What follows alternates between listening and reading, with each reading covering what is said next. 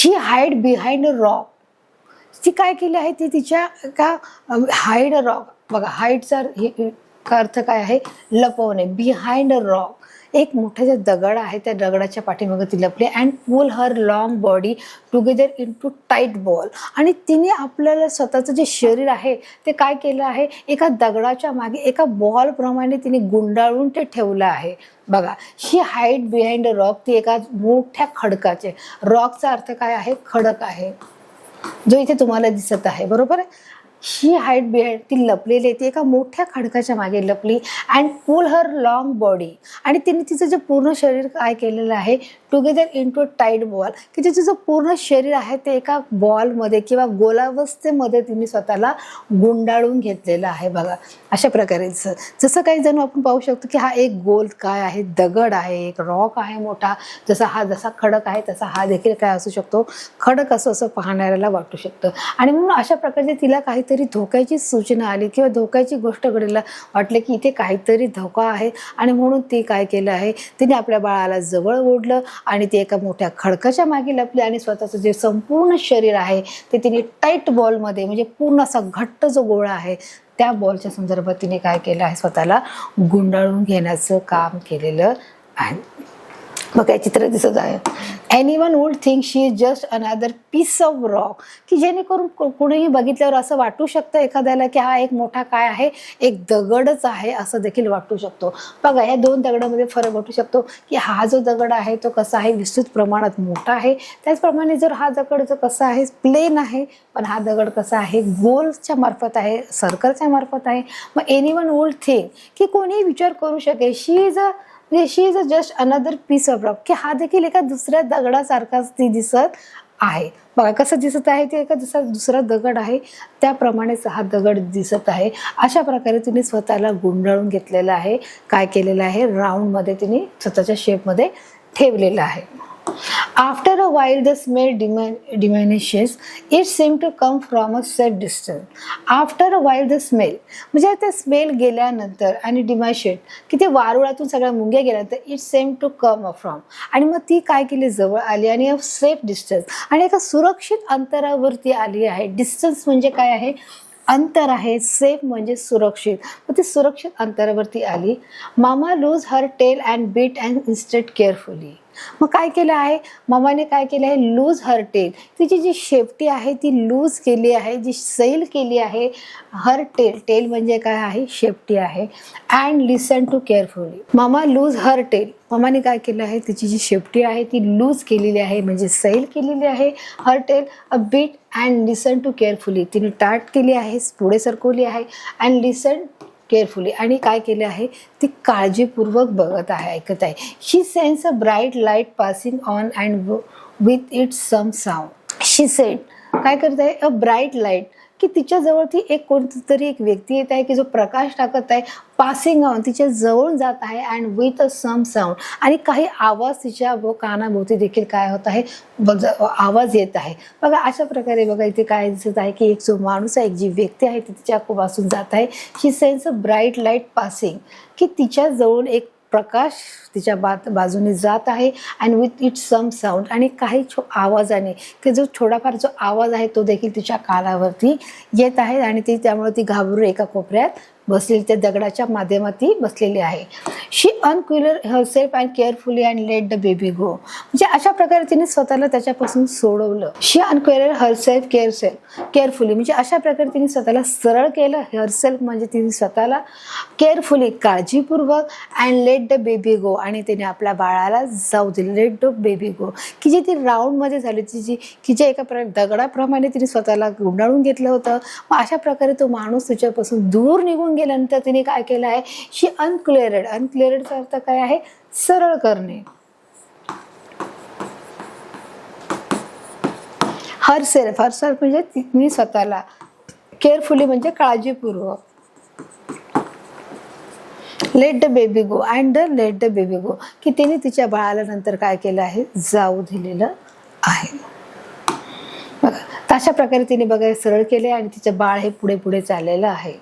आता ती त्या बाळाला सांगत आहे, did you note the smell just now, की तू आता जो वास येत आहे तुम्ही त्याचं बघितलं आहे, नोट केला आहे का?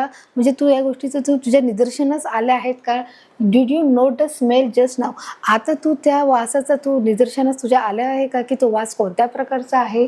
Remember it better than anything as, की म्हणजे तू लक्षात ठेव की हे कधीही म्हणजे कसं, it better than anything as, की सगळ्या गोष्टीपेक्षा हे कसं आहे, चांगलं नाही आहे. It better than anything as. Anything as म्हणजे काय, प्रत्येक गोष्टीपेक्षा हे काय आहे, चांगलं आहे. रिमेंबर की तू वास घेणं हे काय करणं आहे, गरजेचं आहे. तू सतर्क राहणं गरजेचं आहे.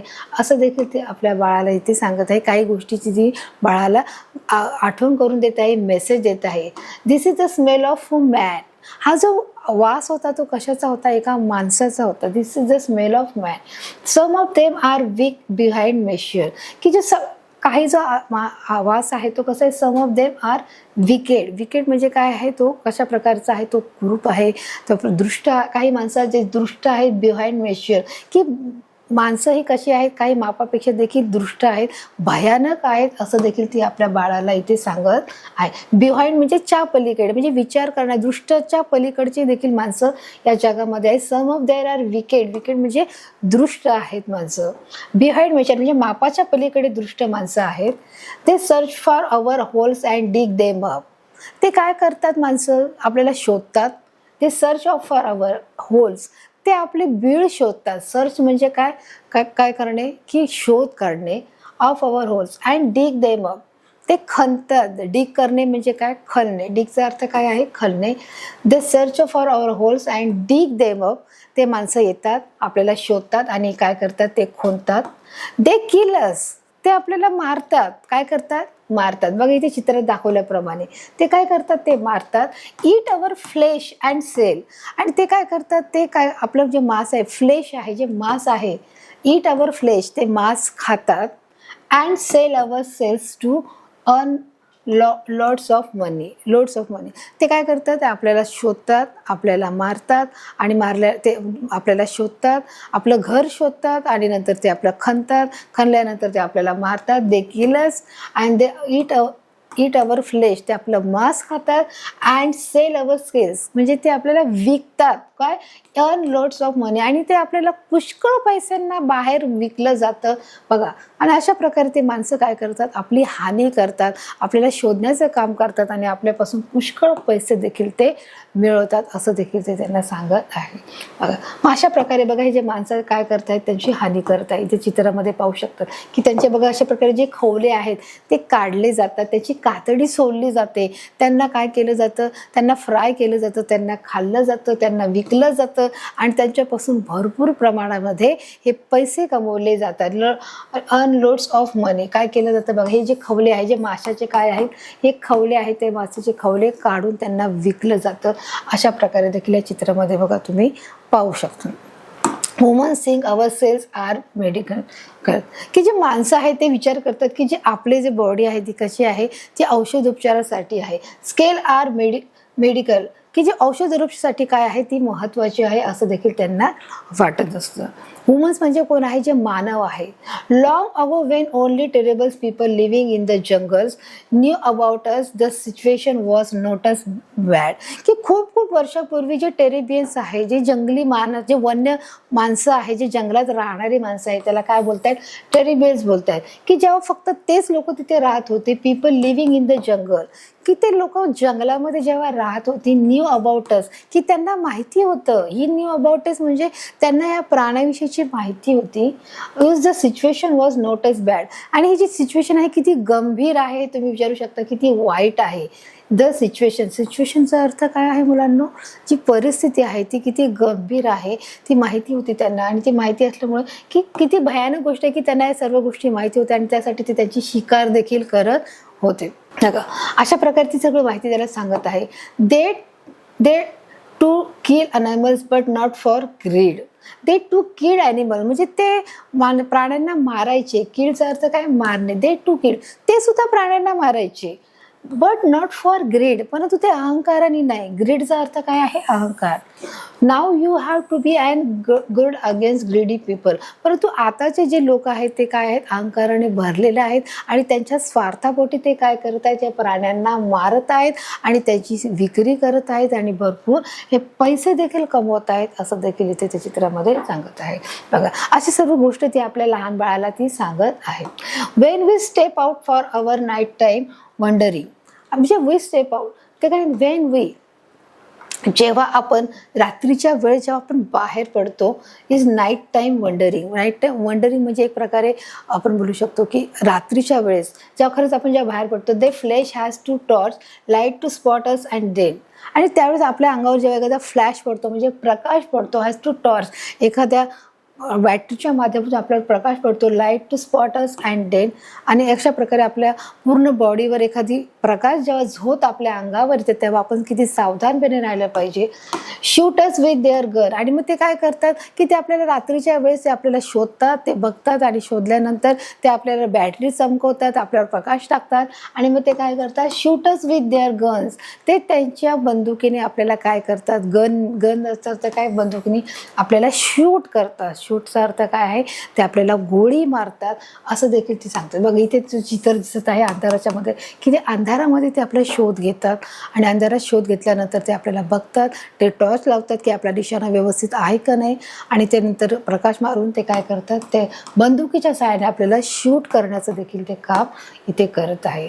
These people have destroy our habitat, म्हणजे हे जे पीपल आहे मग ते काय करतात की आपल्याला डिस्ट्रॉय करतात, नष्ट करतात. This people have destroy our habitat, this people have destroy our habitat. मग अशा प्रकारे ते आपलं जे वास्तव्य आहे, हॅबिटेटचा अर्थ काय आहे? वास्तव्य.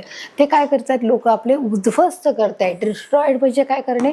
उद्ध्वस्त करणे, असं देखील त्याचा इथे अर्थ होत आहे. अशा प्रकारे ते आपल्याला मारून आपलं घर उद्ध्वस्त करत आहेत.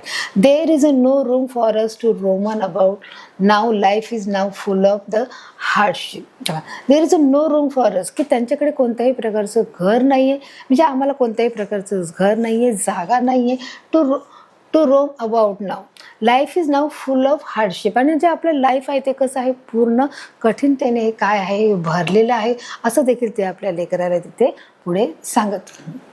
There is a no room, be warned baby, ते काय करत आहे? ती सांगत आहे की तू काय कर? काळजी घे. बी वॉर्न बेबी, वॉर्न करणे म्हणजे चेतावणी देणे. वॉर्नचा अर्थ काय आहे? चेतावणी देणे. अँड बी केअरफुली, तू कसे राहा? सावध राहा, काळजीपूर्वक राहा. These people don't realise we are their helpers, की ह्या लोकांना रिअलाइज नाही, की त्यांना जाणीव नाही की आपल्याला देखील काय आहे की आपल्याला मदतीची ही गरज आहे, त्यांना माहिती नाहीये. देअर हेल्पर्स म्हणजे आपल्याला देखील मदतीची काय आहे? गरज आहे. We remove millions of ants and termites for them, ते काय करत आहेत? ते आपल्या या घरापासून काय करत आहेत? आपल्या जंगलातून खूप साऱ्या ते ही removes or millions of ants, ते काय करत आहेत?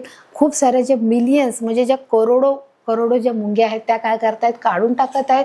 अँड टर्माइट्स फॉर देम, जे मुंग्या काढत आहेत ते वारूळ काढत आहेत, म्हणजे एक प्रकारचं ते आपलं काय करत आहेत? खाद्य हिरवून घेत आहेत, म्हणजे आपल्याला काहीच खायला मिळू नये आणि मग आपले उपासमार झाले की आपण मरून जाऊ, आणि म्हणजे त्यांना एक आयतं साधन मिळणार आहे विदाऊट शूट, आणि मग आपल्याला काय करणार आहे? ते आपल्याला घेऊन जाणार आहेत. आणि म्हणून ती आपल्या लेकराला ती सांगत आहे. काय सांगत आहे? बघा, म्हणून ती आपल्या लेकराला सांगत आहे बिहेवियर. बघा, ती सांगत आहे की remove millions of ants and termites for them, ते काय करत आहेत? खूप सारे ज्या मुंग्या आहेत ते रिमूव्ह करत आहेत, त्या जंगलापासून काढून टाकत आहेत, आणि ते जे वारूळ आहेत ते देखील काढत आहेत. They will spend huge amount to do those and themselves but will not spare. बघा, इथे दिलंय की ते स्वतःची कामे करण्यासाठी प्रचंड खर्च करतील, परंतु ते आम्हाला सोडणार नाहीत. दे विल स्पेंड हग म्हणजे काय? प्रचंड आहे. हगचा अर्थ काय? प्रचंड. अमाऊंट म्हणजे किंमत, रक्कम. टू डू दोज देमसेल्फ, ती स्वतःची कामं करण्यासाठी प्रचंड पैसा खर्च करतील. बट विल नॉट स्पेअर अस, परंतु ते आम्हाला सोडणार नाहीत, असं देखील ते आपल्या बाळाला तिथे सांगत आहे. बघा, पुढचं ते सांगितले may God give them good sense, की देव त्यांना चांगली बुद्धी देव. May God give them good sense. Good sense म्हणजे बोलतो की त्यांना एक प्रकारे चांगला विचार देव, चांगली बुद्धी देव. Baby there are few good people too, की इथे म्हणजे लहान बाळा किंवा बाळा, की इथे देखील काही चांगले लोक अजून सुद्धा इथे आहेत. फ्यू गुड पीपल टू, चांगले फार थोडे चांगले लोक इथे देखील अजून आहेत, टू म्हणजे अजून आहे, हू अंडरस्टँड, की कोण आपल्याला समजत आहे. बघा, हू अंडरस्टँड म्हणजे समजणे.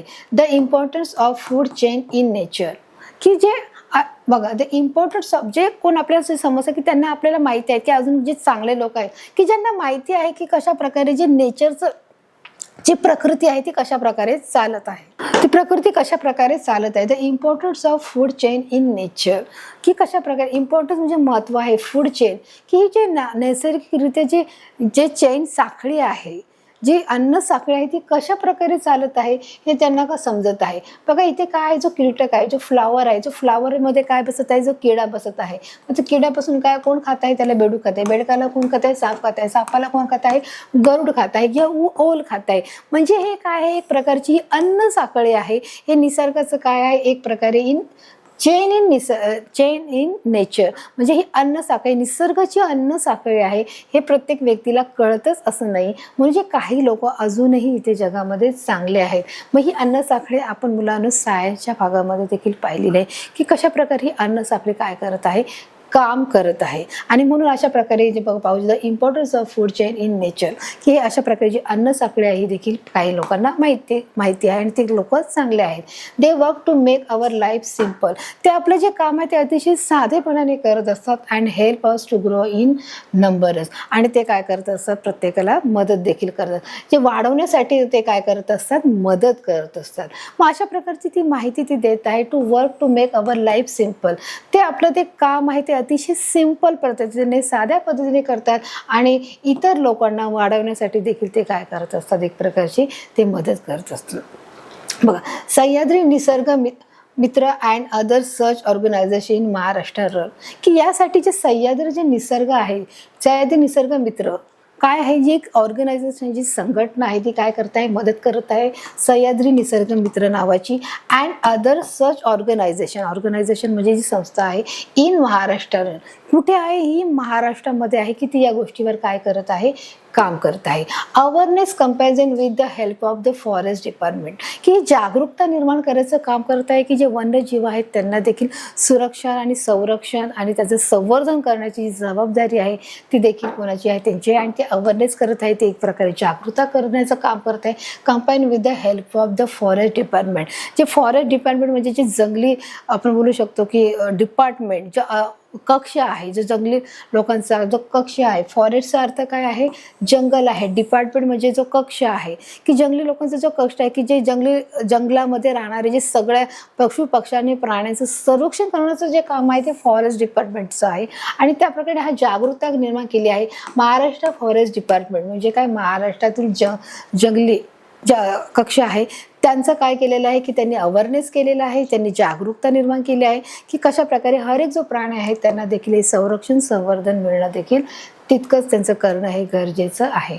ते होल्ड मीटिंग अँड अर्थ पीपल टू हेल्प अस, की ते काय करतात, ती होल्ड मीटिंग, ते ह्या संदर्भामध्ये हर एक प्रकारचे जे निर्णय घेतले जातात तिथे त्यांचे बैठका केले जातात. आणि ते try to hard to put in to international जे सभा बैठका घेतात आणि आम्हाला मदत करण्यासाठी आवाहन करतात आणि जे आंतरराष्ट्रीय तस्करी थांबवण्यासाठी देखील मदत करतात. तर अशा प्रकारचं जे डिस्कशन चालतं त्या प्रकारे त्याच्या बैठका चालतात आणि तिथे हर एक प्रकारचे जे निर्णय देखील घेण्याचं इथे काम केलेलं जात आहे, की हर एक प्रकारचे जे निर्णय आहे तिथे घेतले जातात. तर होल्ड मीटिंग अँड अर्थ पीपल्स इन जे ड्रग्स आहे ते सगळं त्यांचं कशा प्रकारे बंद होईल त्याचं देखील ते काळजी घेतात. They set up trap camera to get our photographs and studies, ते त्यांचा कॅमेरा हे जंगलामध्ये ते सेटअप करतात, ते हर एक प्रकारचं निरीक्षण करतात, ऑब्झर्वेशन करतात. ते सेटअप ट्रॅप कॅमेरा, एक प्रकारे जे ट्रॅपचा अर्थ काय आहे, की जाळं आहे, की ते काय करतात, ते कॅमेरा तिथे लावतात आणि camera to get our photograph, आणि ते आपले फोटो घेतात. अँड स्टडीज, आणि त्याच्यावरती अभ्यास करतात. स्टडीजचा अर्थ काय आहे, ते त्याच्यावरती काय करणार, अभ्यास करत असतात. दे मॉम कंटिन्यूज, आणि आई सांगत असते, I do hope this good people will success in their work. आणि मला आशा आहे, मला खात्री आहे की जे चांगले लोक आहेत की या कामामध्ये ते काय होणार आहेत, यशस्वी होणार आहे. सक्सेसचा अर्थ काय, यशस्वी होणार आहे. द मॉम कंटिन्यू, म्हणजे आई सांगतच राहत असते की I do hope this good people, की जे चांगले लोक आहेत ते काय करत आहेत, will success in their work, ते त्यांच्या कामामध्ये काय होणार आहे, सक्सेस होणारच आहेत. Our life will be easier and we will flourish. बघा आता इथे काय दिलं आहे, our life will be easier and we will flourish, की आपलं जे जीवन आहे ते अधिकच कसं होणार आहे, सोपं होणार आहे आणि भरभराटीचं होणार आहे. फ्लोरियसचं मिनिंग काय आहे, भरभराटीचं होणार आहे. अशा प्रकारे ती आई आहे, जी मदर पेंग्युलिन आहे, ती काय सांगत आहे, मदर पेंग्युलिन आपल्या बाळाला ती सांगत पुढे ती चर्चा चालू आहे. तर अशा प्रकारे मुलांना जो आपला हा पाठ आहे तो इथे संपलेला आहे. आता आपण मुलांना समरीमध्ये पाहणार आहोत की we learn about how penguin live, म्हणजे कशा प्रकारे जे पेंग्युलियन हे जगत आहेत and what are they dangers are their face, कोणत्या प्रकारच्या प्रसंगाला देखील सामोरे जात आहे. We also learn that we must be more sensitive to wild animals and they should not disturb their habitat, की आपण याच्यातून हे देखील अजून शिकलो. वी ऑल्सो लर्न, आणि आपण अजून आणखी गोष्ट शिकलो की ते आपण त्यांच्यापेक्षा अधिक संवेदनशील असलं पाहिजे आणि त्यांच्या वास्तव्याला आपण प्रतिबंध करता कामा नाही. त्यांचं जे वास्तव्य आहे ते अबाधित ठेवणं गरजेचं आहे. त्याला आपण कोणत्याही प्रकारचं नुकसान होता कामा नाही, हे देखील आपण या पाठाच्या माध्यमातून पाहिलं आहे. तर अशा प्रकारे मुलांना हा पाठ आपण समजून घेतलेला आहे, आपण सांगितलेलं आहे. मुलांनो, या पाठाच्या माध्यमातून आपण स्पष्टीकरण आहे ते देखील आपण पाहिलेलं आहे. तर अशा प्रकारे हा जो पूर्ण जो पाठ आहे, जो पेंग्युलियनचा, आपण त्याच्याबद्दलची आपण अधिक माहिती या पाठाच्या माध्यमातून घेतली आहे. आता या पाठाच्या माध्यमातून आपण क्वेश्चन आन्सर पाहणार आहोत. जी ॲक्टिव्हिटी टेस्ट आणि क्वेश्चन आन्सर ते कोणत्या प्रकारचे आहेत हे देखील बघण्याचा आपण आता प्रयत्न करणार आहोत.